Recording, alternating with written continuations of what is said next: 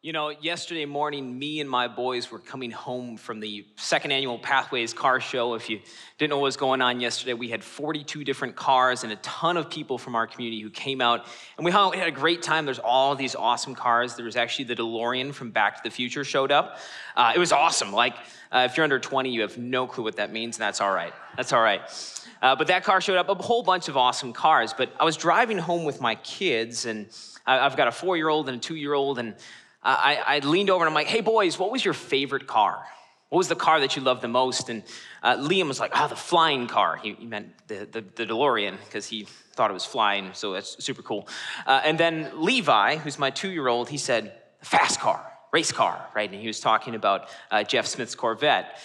And I turned back to him, I said, hey boys, is Dad's minivan fast? Is Dad's minivan cool? And there was silence for a good 4 or 5 seconds.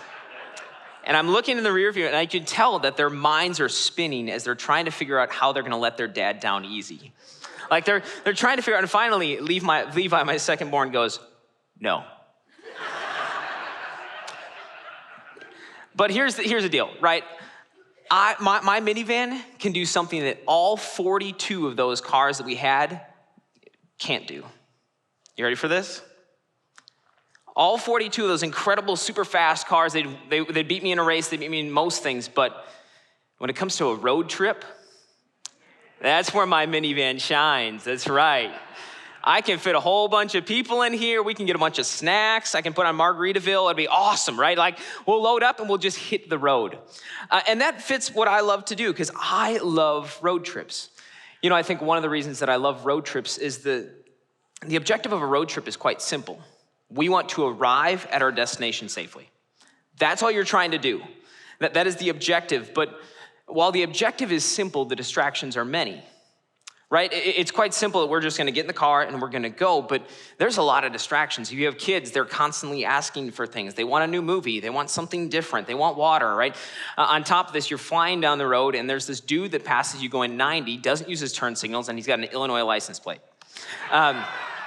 Hey, if you're online from Illinois, we love you, but you can't drive. I'm just gonna say, we love you, but yeah, you can't drive. See, on a road trip, the objective is quite simple. However, the distractions are many. And I think this is a beautiful picture of what it looks like to raise the next generation of Jesus followers. See, the objective is quite simple. If you were to ask pretty much any parent, that parent would, what is the end goal of your parenting? They say, well, I want my kids to follow Jesus.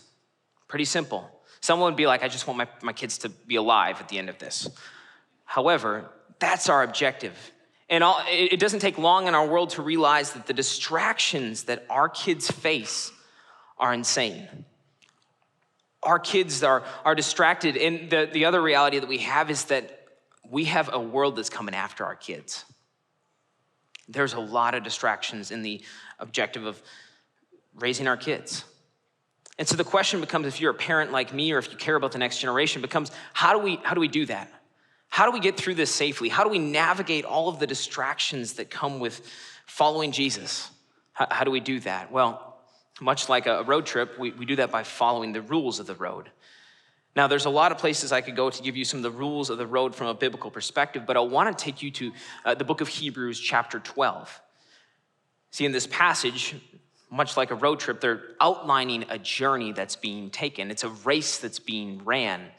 And this applies to raising the next generation of Jesus followers, but it also applies to pretty much anything in your life, including following Jesus. It says this in Hebrews 12, 1-3. Therefore, since we're surrounded by such a great cloud of witnesses, let us throw off everything that hinders and the sin that so easily entangles, and let us run with perseverance the race marked out for us, fixing our eyes on Jesus, the pioneer and the perfecter of faith. For the joy set before him, he endured the cross, scorning its shame, and sat down at the right hand of the throne of God. Consider him who endured such opposition from sinners, so that you will not grow weary and lose heart. See, the writer of Hebrews lays out some rules of the road for us to follow so that we don't grow weary, so we don't lose heart. And so what I want to do today is I want to give you really quickly 3 rules of the road for arriving at the destination well. 3 rules as parents, as people who care about the next generation, that we need to follow if we want our kids to follow Jesus. The first one is this right here. We don't travel alone. Don't travel alone. I come from a big family. I've got 3 brothers and a sister. And so flying anywhere growing up was out of the question. I didn't understand that as a kid, and then I became an adult and looked at having to pay for my kids' flight tickets, even though they're tiny, and went, yeah, I understand it now, right? And so as a kid, we would all load up into the minivan, and we would get together with our extended families, and I have a lot of fun memories caravanning to all sorts of places. We're like, yeah, the southern side of Florida, yeah, we can get there. We'll be all right. 22 hours? Nah, we got this, right? Typical Midwestern thing, like, oh yeah, we got this, right? But one of the things that was really fun about that is we would all go together. And so we'd form this caravan and all of us would go down, and it made the traveling so much easier because we had each other to help each other out. When something went wrong, we could just step in and help. Now, at the beginning of Hebrews 12, the first thing that Paul lays out is this right here. He says, therefore, since we're surrounded by such a great cloud of witnesses. You see, the assumption that's being made here is that we are already doing life together. That if we're on this journey of following Jesus, that we're doing life together, that there's people surrounding us. See, if we want to endure any level of hardship, we can't do it alone. We need to have each other's backs, and we need to be able to do life together, right? It's this idea of caravanning. So how do we caravan in life, right? How do we come together and do community? Well, there's 2 things that I would tell you to do. The first is this: find people in the same lane as you. Find people in the same lane as you. This is a really important piece of following Jesus. Find people who are going the same speed, in the same space, going the same direction with the same, this is really important, the same end goal. Find people to do life with.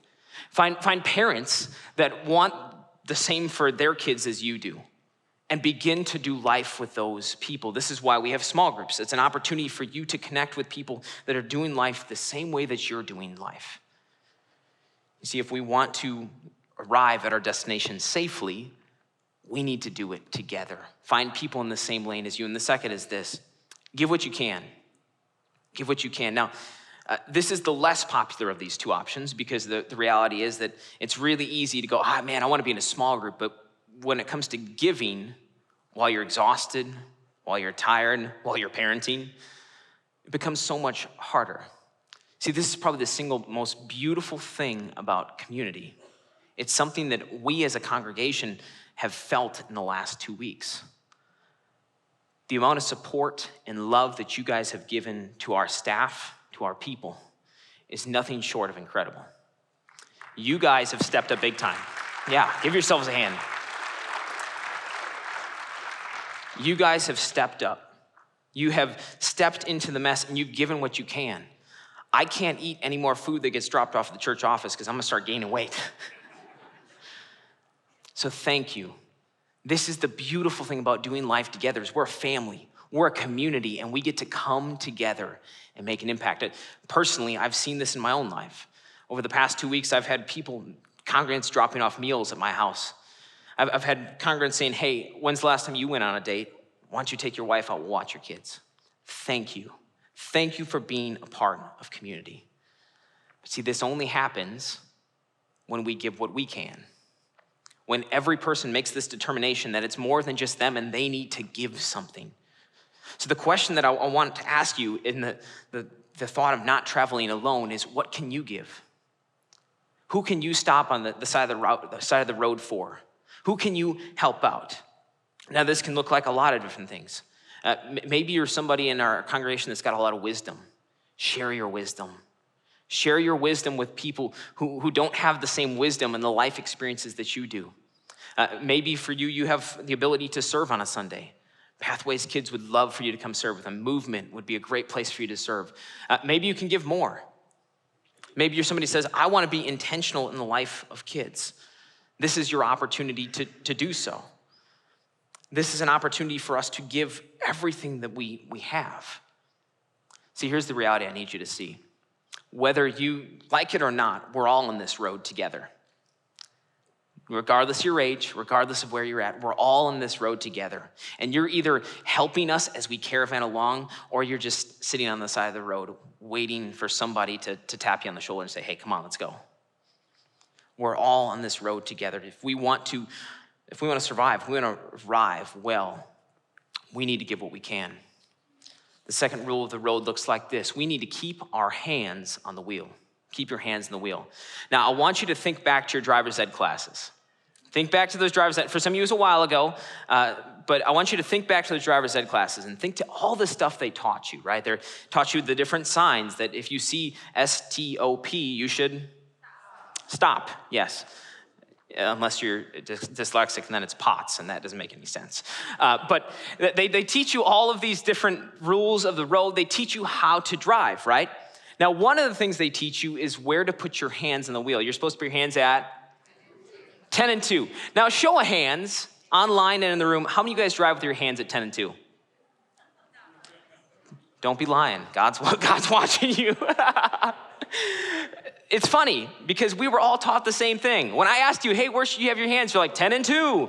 You know exactly what to do, but the majority of us, myself included, our hands aren't at 10 and 2. Here's what happens, right?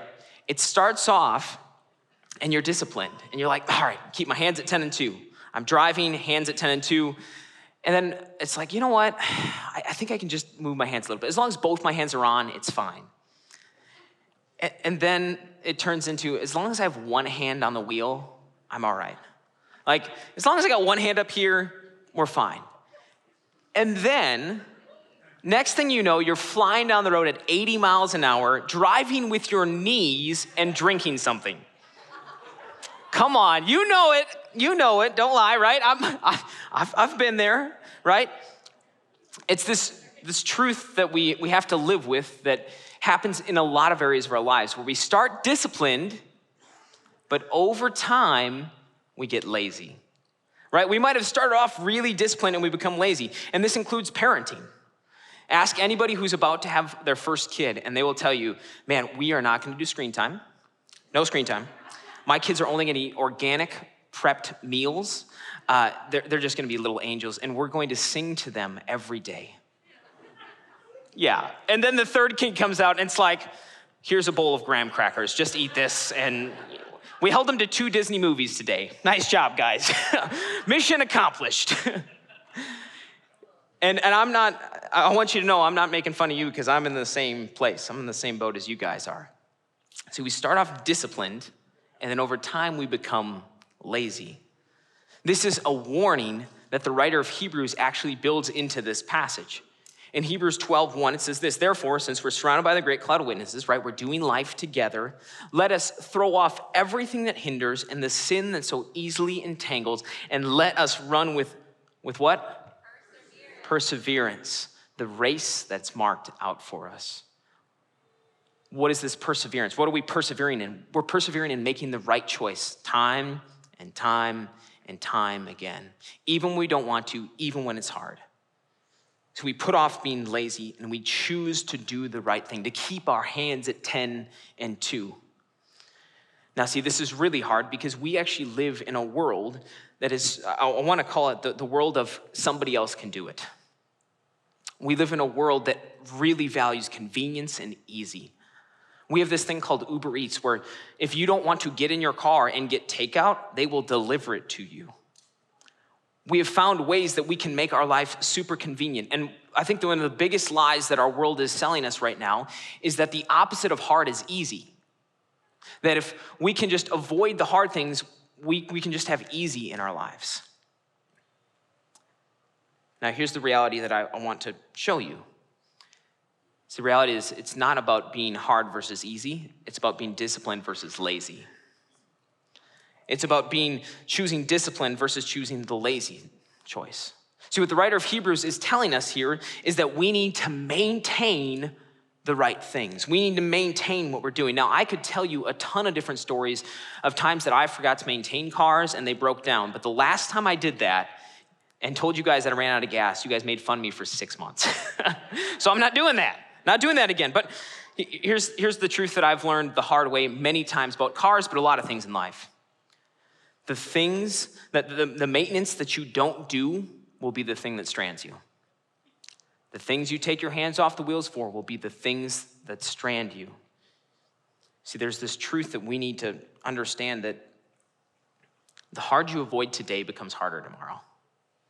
The addiction that you don't handle today destroys your life tomorrow. The parenting you don't do today will come back to bite you tomorrow. So here's the reality. Parenting, raising the next generation of Jesus followers, it's not easy. It's not an easy thing to do. In fact, it's very hard. But we have to choose our hard. We have to choose what we're going to decide to do with our lives. Because I'm telling you right now, investing in the next generation, intentionally parenting, those are hard things. You know what's also hard? Standing here in 5, 10, 15, 20 years and going, where'd all the young people go? This is why we choose to invest now. If we want to arrive at the destination well, we need to keep our hands on the wheel. And the third truth that we need to know is this right here. If we're going to arrive at the destination safely, we need to know our destination. Here's what I've learned in my life. The destination that you have, your destination, is the reason you keep going. It's the reason when things get hard, you continue to go, right? If imagine, because I still road trip to this day, because I'm cheap, I'm driving to Florida in the middle of the night. I'm not driving in the middle of the night because it's fun. It's not. I'm not driving in the middle of the night because I enjoy it. I'm not driving in the middle of the night because I enjoy where I am. It's Indiana. It's not that great. I'm driving because I want to go to Florida. So here's the thing with our parenting. As we invest into the next generation, it's not easy. It's hard. In fact, it brings a lot of grief. I've sat with a lot of parents as they've made really hard decisions that were for the best of their kids. And in the moments that are hard, if we're going to get through the Indianas of parenting, of raising the next generation, we need to stay focused on our destination. What's our destination? What's what we see in Hebrews 12, 1 through 3, where it says, therefore, since we're surrounded by all these people, surrounded by this great cloud of witnesses, let us not get lazy. Let us not be undisciplined, but let us choose discipline, fixing our eyes on Jesus, the pioneer and the perfecter of our faith. For the joy set before him, he endured the cross, scorning its shame, and sat down at the right hand of the throne of God. Consider him who endured such opposition from sinners, so you will not grow weary and not get lost along the way. If we're going to make it to our destination, we got to stay focused on what the destination is. We need to be a church that is empowered to reach the next generation of Jesus. We need to be a congregation that cares about the next generation. We need to be parents that are willing to choose the hard, because if we don't, there's a whole lot of hard waiting for us on the other side. So this is my charge to you. Pathways Church, will you choose the hard? Will you choose to be willing to step into the hard because the destination is worth it? Because God chose us. God chose this congregation for the hard task of raising the next generation, of raising these kids, of raising the kids that were up here singing for Jesus. Here's my heart. I want to see these kids in 5, 10, 15, 20 years up here, back there. And that only happens when we choose the hard now. Now, I know that for some of you, either online or in the room, there's some of you here that if you were to look at your life as a road, you've been stranded for a while. You're broken down. You're broken down on the side of the road and you're exhausted. Life has beat you up. Here's the cool thing about our God. He's our focus, but he's also our rescuer. God does not sit at the end waiting for us to come to him. He comes to us. And so if you're on the side of the road today, you're stranded. Jesus wants to meet you here today.